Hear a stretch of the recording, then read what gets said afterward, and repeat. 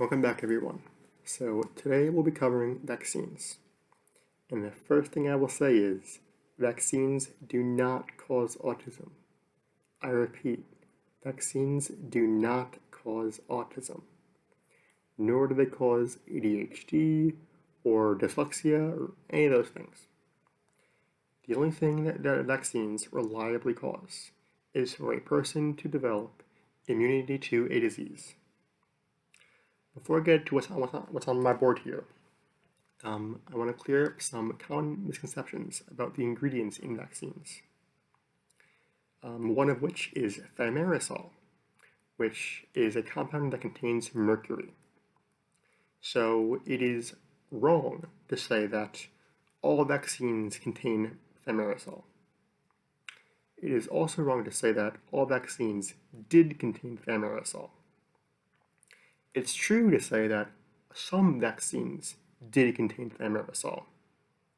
One example is the multi-dose flu vaccine, which would be used at a flu vaccine clinic so that whoever it was giving the shots could get a needle, withdraw some stuff from the vial, give a person a shot, get a new needle, withdraw, shot, and so on, because it was faster and more efficient than having a single dose vial and for each needle, and also that would waste a lot of the glass they use to make the vials.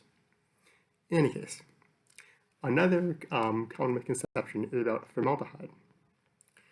Formaldehyde by itself is only 3 atoms: a carbon, an oxygen, and a hydrogen. It is not a complete molecule. So formaldehyde is naturally produced in our bodies. It's just one of those things that it's in our bodies and it does what it needs to do. Like, by itself, it's not harmful.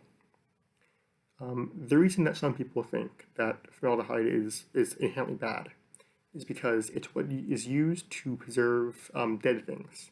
So if you're ever in a science lab and it smells kind of funky in there, and it's probably because you are dissecting something, and formaldehyde was used to preserve it, so that things like bacteria aren't making it start to rot and decay. That's bad. Another misconception is about fetal cells and just generally cells. So there is no vaccine that contains any human cells or any animal cells or any cells at all. So if ever you're reading the list of ingredients for vaccines and it says some type of animal cell or human cell or anything like that, that is just because those cells will use to culture the bacteria or the viruses that are to make the vaccines. So it's like growing your crops. You use the dirt to grow your seeds. In this case, the dirt is the cells of, let's say, rat kidney cells or human fetal cells. You need to grow your crops, your viruses in the dirt, in the cells, to have enough to make a vaccine. You're not if you get a shot for the flu vaccine, you're not being injected with human cells. That would never happen. So now I'll move on to my board. So this is the list of the CDC's schedule for vaccines. Basically, it's these are the diseases that can be prevented by vaccines.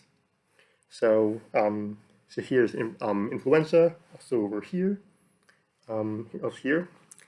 So that's seasonal. So in November to March or so is when you can get a flu vaccine. And so basically,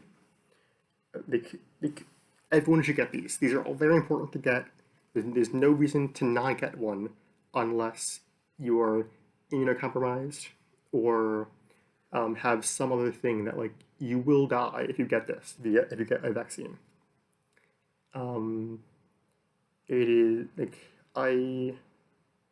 I think that people who don't vaccinate by choice are selfish, because vaccines are a miracle of modern science. Through vaccines, we can create something called community immunity, which basically protects people who have cancer or may have leukemia, things like that, who literally can't get vaccinated because they could die if they do. So let's say you have cancer. I hope you don't. But let's say you do. If everyone you know and everyone who just walk around on the streets that you would encounter one day, if they're all vaccinated, you can't get any of these because, like, unless you yourself are encountering the pathogen that would give you the disease, it can't reach you. For instance, measles. Measles is highly contagious. Like if you walk through a room with 10 other people, and one person there has measles, there's a high chance that you will get measles if you don't have a vaccine against measles. That's bad. However, if everyone in that room is vaccinated against measles and you're not, but let's say you were going in to get your vaccine against measles. Okay, if everyone in that room is vaccinated against measles, there's no way for you to get measles because no one in the room, no, or A, nobody in the room has measles, but B, even if someone they knew had measles, if they've been vaccinated, they can't have it, they can't get it, and they can't give it to you because with the vaccine, they can't be infected because their body recognizes the measles virus. It's like, that's bad. We know what that is. Kill it. It's bad. Like that's why making antibodies is so important, because if your body has the antibodies against a disease, then you can't be infected. Antibodies can naturally be produced by being infected. However, if you have a vaccine, before you even get a full-fledged infection by any pathogen, then you skip the whole being sick, because your body already recognizes whatever the pathogen is as bad and it already knows what to do to fight it. So some interesting diseases on here that are especially important to vaccinate against. So you have measles, mumps, and rubella, commonly referred to as MMR. And that is the vaccine that caused the whole anti-vaccination debacle, because a certain scientist made up his results to find a correlation between the MMR vaccine and autism. He made up his results, which you can't do. That is a crime. Another common vaccine that's found on here it is hepatitis B, which is given to newborns. So if a mother gives birth, her baby is taken and it is immediately vaccinated against hepatitis B.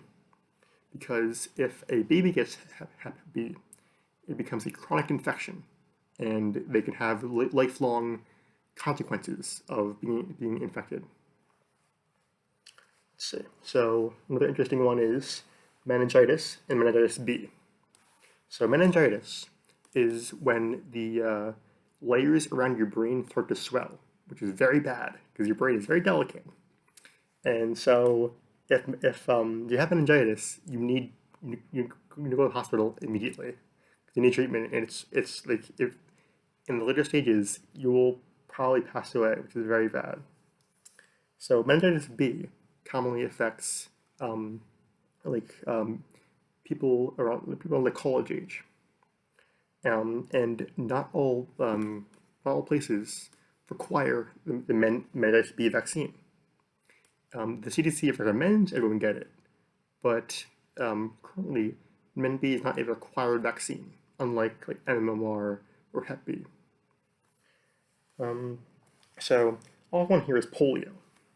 Polio has been eradicated, but it's still on the CDC's schedule of vaccine preventable diseases because it was so dangerous at the time. What else? So let's see. How about chickenpox? So the true name of it is varicella. But basically, chickenpox by itself isn't the danger. The problem is if you get infected by chickenpox, and then you recover and get better, but then later on in life, around let's say your 50s or 60s, you get something called shingles, which is caused by the same virus, but it just lays dormant in your cells until it's easier for it to have its effects on you. It's almost like waiting for your prey to get old and sick, because it's easier to hunt them. It's like a wild animal, it's like stalking the old, like a lion stalking the old gazelles in the savannah in Africa, and picking off the weak ones because they're easier prey to get their food without using too much energy. What else? So what else? What's another fun one? So how about diphtheria? So diphtheria is uncommon, mostly in the more developed world, but but one can still get it. It's very dangerous because it causes the production of like a film, like a membrane in the throat, and it looks kind of gray or greenish, but makes it hard to breathe, you get chest pains, and it's important to get the diphtheria vaccine because it's like when you get it, and you get boosters. You get one dose, and you get boosters every now and then, so that you don't, because diphtheria is bad. All right, so let's see what else. What's another fun one? Did I forget to write it? I think I forgot to write it. Here it is. So, okay. Pertussis is also called whooping cough. And pertussis is especially dangerous for babies. And normally when babies get it, they die because it causes issues with the breathing in their lungs. They may have a fractured rib. It's bad. And unfortunately, the way babies normally get pertussis is from their grandparents who haven't been vaccinated or they haven't had their booster. So what else? Okay, so the last one I'll go into depth about is HPV, human papillomavirus. So HPV, the vaccine in HPV is a kind of like I'm liking on the right term to use, but basically there's some discontent between the factions of society, since HPV is a sexually transmitted disease, and if one has been infected by the virus, it can lead to different types of cancers, and cancer is bad. But a lot of people, especially people down south where Catholicism is more devout, think that the vaccine isn't necessary because if the child isn't having sex, then they can't get HPV. But so HPV doesn't just affect girls. Like anyone can get HPV, anyone can transmit it, and anyone can get cancer caused by HPV. Like it's a shame that we have a way to prevent people from getting these types of cancers, or at least drastically decrease the chances.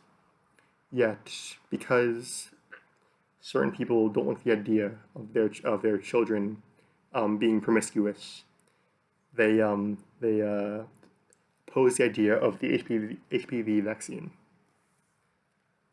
I encourage all of you to go to the CDC's website and do your own digging and research into these, because there's some other diseases to which vaccines exist to prevent them, but they're not like but they're less common, I'll say. But in the future, if anyone would like more in-depth analysis of any of these, or maybe just to go more in depth of like how vaccines work, which would be similar to video on the immune system, but I will gladly make it. Just let me know. As I said in the beginning, this is very important, very, very, very important. Vaccines do not cause autism. I hope you all have a wonderful morning, afternoon, or good evening.